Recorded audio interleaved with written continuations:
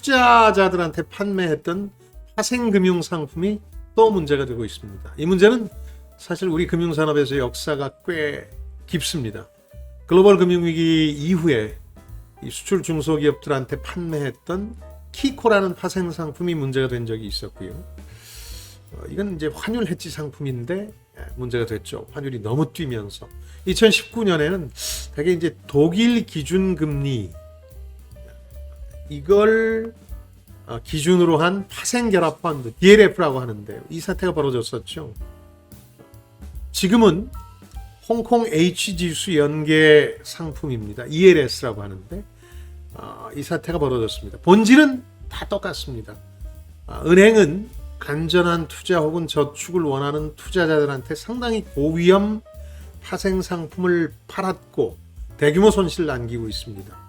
판매할 때 안전하지 않을 수도 있다. 이런 사실을 제대로 알렸느냐? 이른바 불안전 판매가 당장 쟁점이 되고 있습니다만 이 경우는 각 경우마다 조금씩 차이가 있겠죠. 어쨌든 손실이나 이걸 줄이기 위해서 소송을 하는 데는 몇 년에서부터 길게 10년 이상 걸리고 그나마 손실을 완전히 회복하기는 불가능한 수준이다.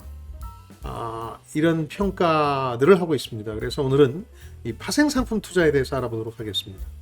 파생상품, 디리버티브라고 하는데 이건 어떤 기준이 되는 지수의 변화에 따라서 손익을 결정하도록 설계된 금융상품을 얘기합니다. 기준점이 있고 여기서 파생됐다 이런 점에서 파생상품이라고 하는데 1980년대 전 세계 이제 금융산업이 급속도로 발전하면서 이 시장도 크게 성장했습니다. 이렇게 복잡하고 위험한 상품을 왜 만들어서 파느냐 이런 반론을 제기하실 분들도 있을 텐데 일단 명분은 위험을 회피한다는 겁니다. 해지라고 하는데 무슨 얘기냐면은 금리가 오른다고 전망하는 사람도 있겠지만 금리가 떨어진다고 보는 사람들도 있을 거 아니겠습니까? 이런 사람들을 묶어서 하나의 시장을 만든 건데 2000년대 이후에 국내에서는 이 시장이 상당히 크게 발전하고 있는 거죠. 일각에서는 아예 이런 시장을 없애야 된다. 이런 상품을 판매 금지해야 된다. 이런 주장도 있긴 한데요. 이제 투자 신탁 시장에서 팔아먹을 상품을 금융기관들이 없애려고 하지는 않을 겁니다. 이 시장이 꽤 커지고 있거든요. 돈의 여유가 있어서 은퇴자금이나 이런 걸 어딘가에 투자해야 되는 사람들한테 팔 상품이 많아야 되는데 이걸 없애려 들지는 않을 거라는 거죠. 카지노를 예로 들어보면 도박 전문가가 아니어도 룰이 아주 간단해서 보통 사람들도 해볼 만한 바카라나 블랙잭 같은 게 있는가 하면 스스로 전문가를 자처하는 사람들 대상으로 하는 우리 포커, 텍사스 홀덤 포커 게임 같은 것들도 있거든요. 종류가 다양하지 않습니까? 마찬가지라는 거죠. 이 금융상품은 새롭게 개발되고 그 개발된 상품 시장이 커지는 게 하나의 역사적 사실이 돼가고 있습니다. 이번에 문제가 된 파생 상품은 기준점이 홍콩 H지수라는 겁니다. 이거를 기준점으로 한 ELS, 주가지수 연계 증권이라고 합니다. 그러니까 기준점이 되는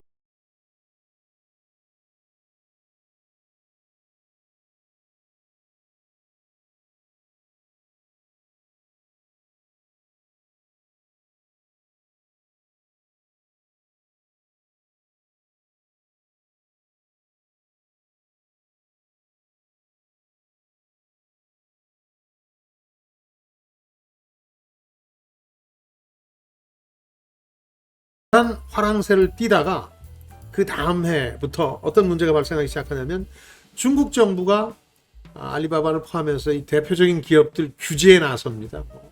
여러 가지 이제 일종의 정풍운동처럼 사회적 명분을 앞세워서 시진핑 이 통치를 강화하기 위해서 그리고 공산당의 어떤 관리를 강화하기 위해서 규제를 많이 내놓는데 이것 때문에 굉장히 주가가 폭락하죠.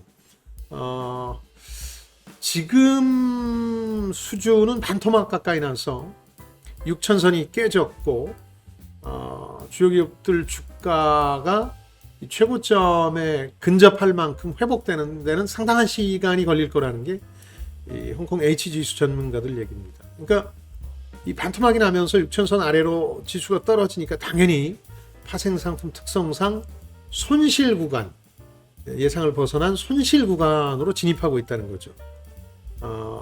2019년 문제가 됐던 그 파생결합선 DLF의 기준 지수는 보통은 이제 독일, 그러니까 유럽의 기준금리였습니다. 이게 예상했던 구간을 벗어나면서 손실이 대규모로 발생했고 2천여 명이 손해를 보는 상황이 벌어졌던 거죠.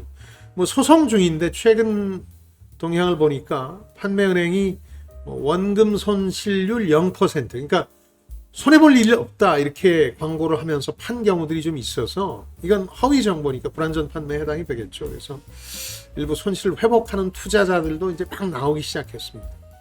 2008년에 글로벌 경기 와중에 벌어진 키코 사태의 경우는 환율이 기준 지수입니다. 원달러 환율이 특정한 구간을 벗어나지 않으면 수익을 보장하는 구조입니다. 이제 상한선 노크아웃 구간이 있고 하한선 녹인 구간이 있는데 문제는 이 구간을 다 벗어나 버렸죠.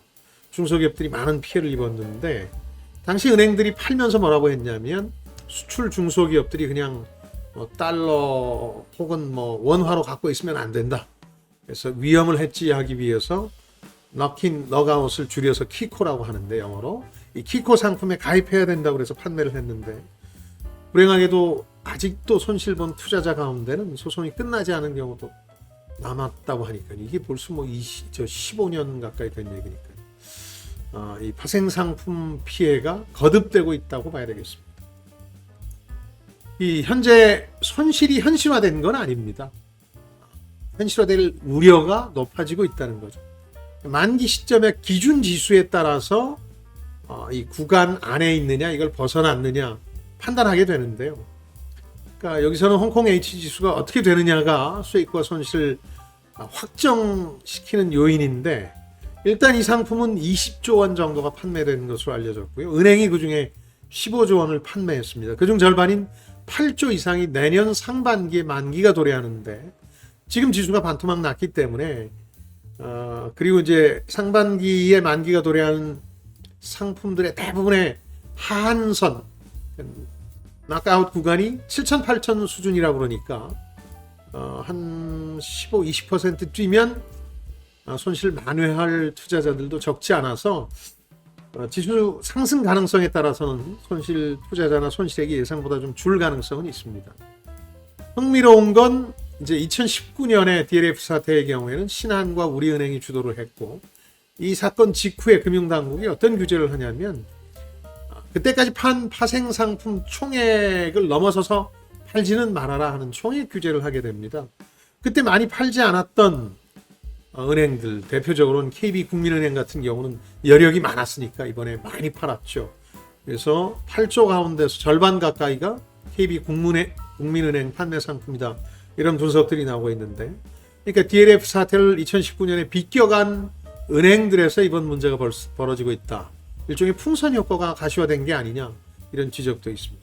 쟁점이 몇 가지 있습니다. 우선 DLF나 키코 사태에서처럼 당장의 쟁점은 불안전 판매 여부입니다. 그러니까 은행 측이 위험성을 제대로 알렸느냐 이런 걸 텐데 이번에는 지난 두 번처럼 불안전 판매를 투자자가 입증하기가 쉽지는 않을 겁니다. 왜냐하면 금융당국이 2019년 규제를 하면서 사전 고지 작업을 꽤 했을 거거든요. 은행 창구에서.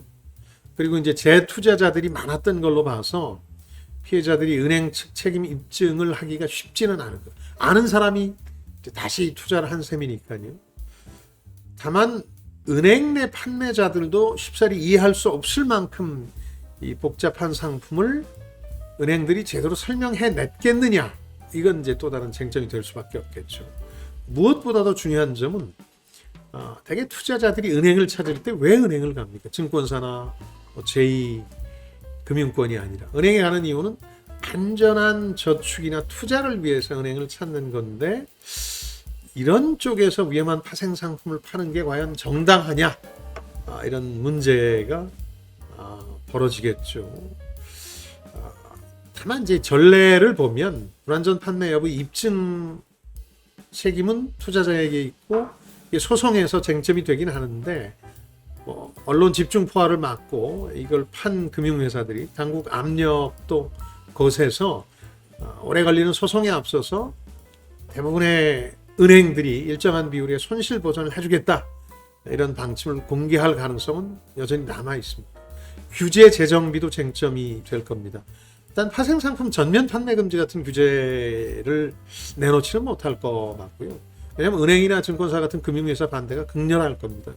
이미 이 투자 신탁 시장 규모가 4, 50조 원 정도가 되는데 여기다 뭘 팔 거냐 이런 걸 생각해 보면 쉽지가 않은 거죠. 그리고 첨단 금융 상품 뭐 국제 경쟁력이 떨어진다 이런 식의 반론도 늘 나오는 거긴 합니다만 또 제기되겠죠. 오히려 2019년 말 기준으로 파생 상품을 판매할 수 없도록 한 이 이른바 총량 규제를 조금 손볼 가능성은 높습니다. 풍선 효과 같은 부작용들이 나타나고 있으니까 불안전 판매 규제도 조금 더 강화될 테고 그렇겠죠. 그래서 오늘의 결론은 제가 늘 드리는 말씀입니다만 은행이나 증권사 창구에서 권하는 금융상품이 투자자들한테도 최선의 상품은 아니라는 거죠. 그냥 은행 본사 입장에서 수수료 수익이 제일 높거나 아니면 비용이 가장 적게 드는 걸 선호하게 마련이고 이걸 창구에 팔아라 이렇게 권하는 거거든요. 그래서 창구 권유가 아무리 유혹적이라 하더라도 여기에 응하는 데는 상당한 주의가 필요한 겁니다. 특히 자신이 제대로 이해하지 못하는 상품에 가입하는 건 더더욱 위험합니다. 혹시 뭐 안전한 투자도 있지만 이렇게 하이 리스크 하이 리턴 고위험 고수익 투자 상품도 있어야 되는 거 아니냐 이렇게 주장하는 분들도 계실 수 있는데 그런 분들께는 이런 말씀 드리고 싶습니다. 국내의 경우는 미국과 달리 미국은 주식의 경우는 이제 수십 년에 걸쳐서 이제 우상향이라는 트렌드를 밟아왔지만 우리는 그렇지 않지 않습니까? 우리의 경우는 이미 주식이나 부동산이 충분히 위험하지 않습니까? 뭐 더 위험한 상품 꼭 필요하다고 여기시는 건지 이미 뭐 포커 치고 계시는데 어떤 도박이 더 필요하겠습니까? 자, 지금까지 김방희였습니다. 저는 여러분들의 성공을 응원합니다.